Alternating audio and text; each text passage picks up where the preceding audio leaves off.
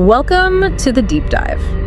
Okay, so today we've got a really intense set of sources. It's almost like a warning manual, suggesting a calculated attack on the consciousness of the next generation.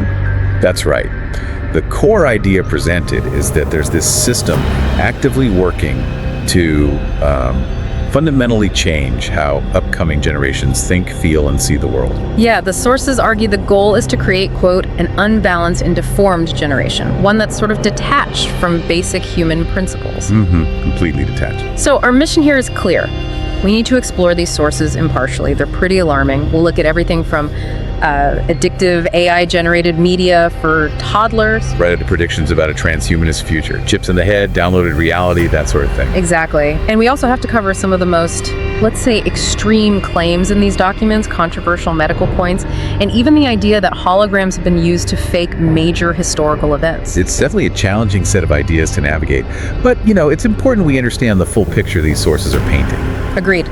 So let's start at the beginning, where they say the manipulation is most direct, with screen time for the very youngest kids. Okay. So the sources focus heavily on this one specific example, an AI-generated cartoon called Ballerina Capuchina. Right. And the claim is that this cartoon generates almost instant addiction symptoms. We're talking millions of kids globally, mainly ages 3 to 4. Yeah, and what's really striking is how fast and severe the sources say the behavioral changes are.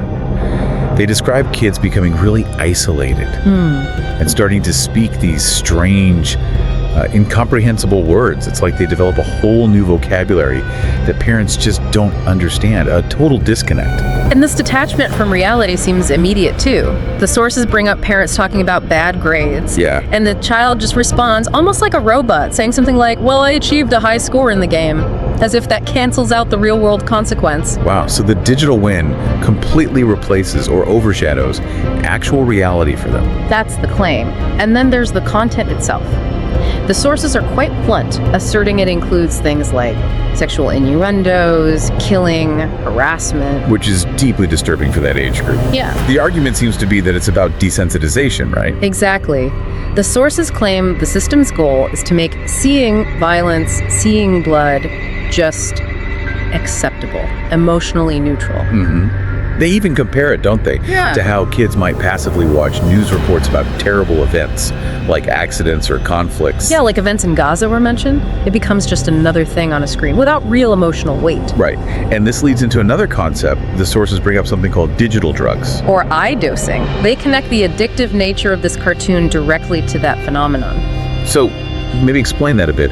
What exactly are these digital drugs? How do they supposedly work? Well, according to the sources, digital drugs are basically sound frequencies, often things like binaural beats. You listen through headphones, and these specific frequencies are designed to manipulate your brain waves, supposedly inducing moods like euphoria or calm, kind of mimicking a drug effect. And the addictive part is the compulsion.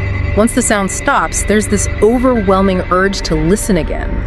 And apparently the really effective, quote, professional tracks cost money. So it creates a dependency loop.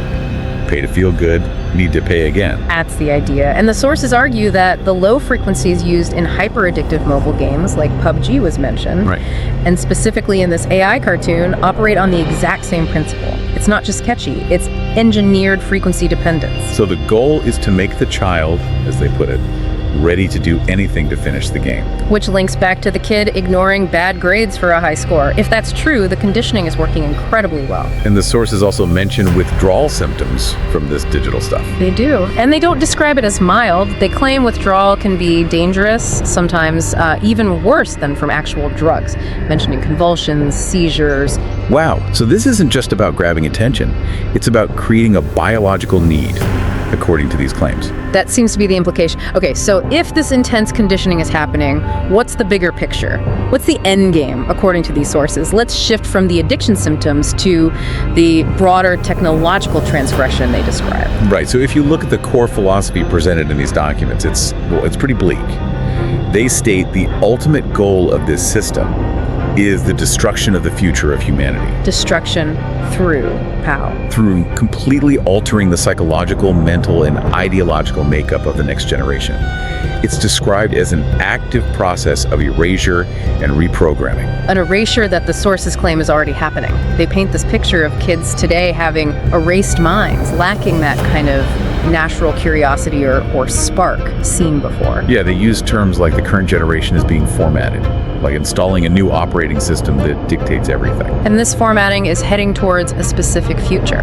Definitely. Toward the transhumanist future they predict is coming soon, maybe even starting around 2025. And this is where our physical interaction with the world really starts to fade, according to them. Okay, let's get specific. What are these predictions? Well, they assert kids won't use mobile phones anymore. Physical schools, obsolete. So how does education happen? Downloads. Direct downloads via chips. Implanted in the hand or maybe the back of the head. Education, data, even behavioral commands. Just sent straight to the brain. And why? What's the supposed motive for shifting from phones we hold to chips inside us? According to the sources, stillness. Complete physical immobility. The idea is to have people seated, plugged in, permanently connected to the machine. One single entity, no need for physical movement or effort. That sounds isolating, but what's the incentive? Why would anyone choose that? Well, that's the hook. The ultimate bait, they claim, is maximum pleasure. Instant, total gratification, all experienced inside your head. Explain that, like virtual reality.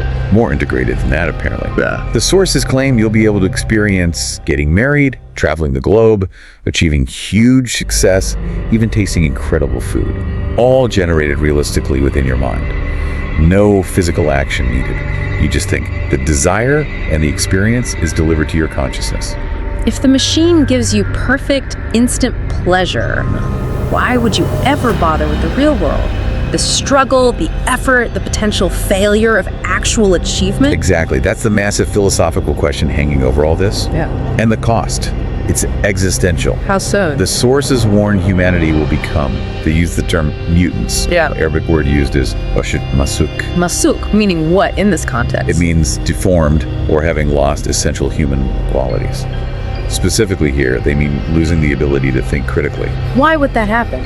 Because the AI does all the thinking for you.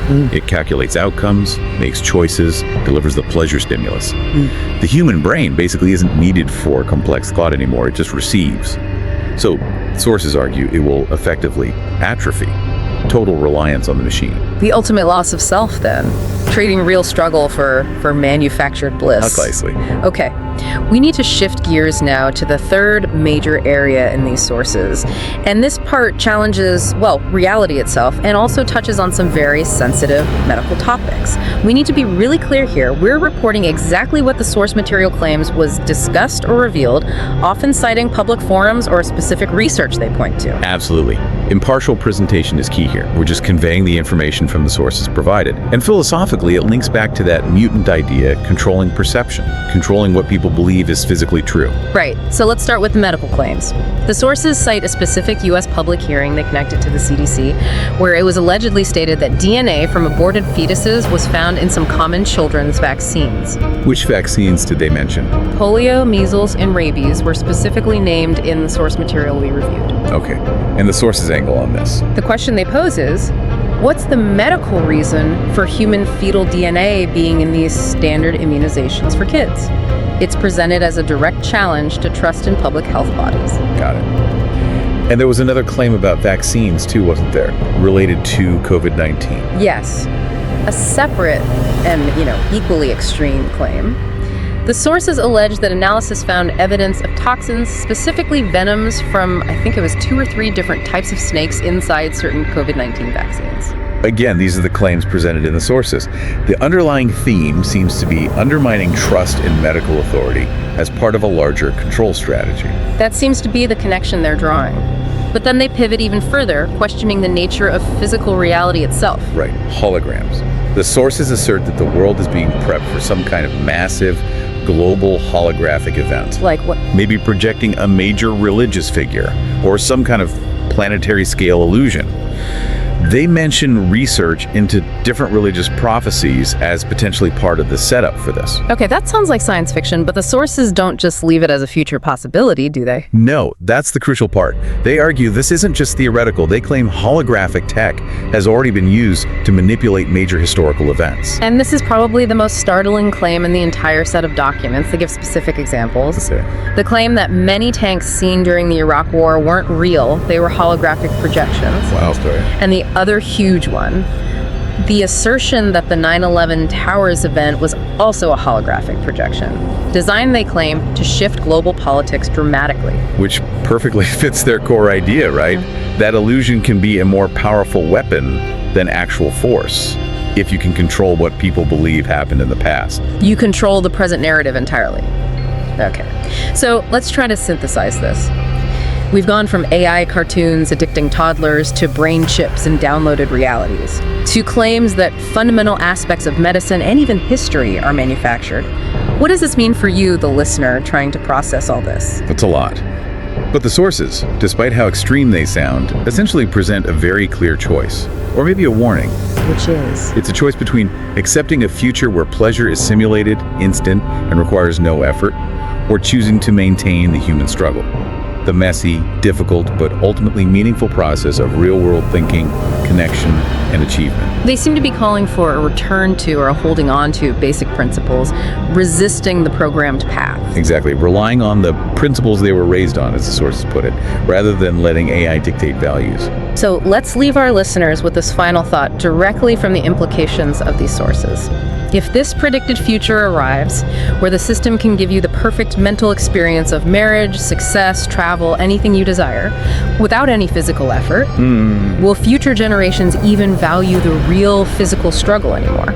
Will the effort of actually building a life with all its failures and hardships hold any meaning if perfect simulation is always available? That really is the fundamental question these sources force us to confront about the future of humanity.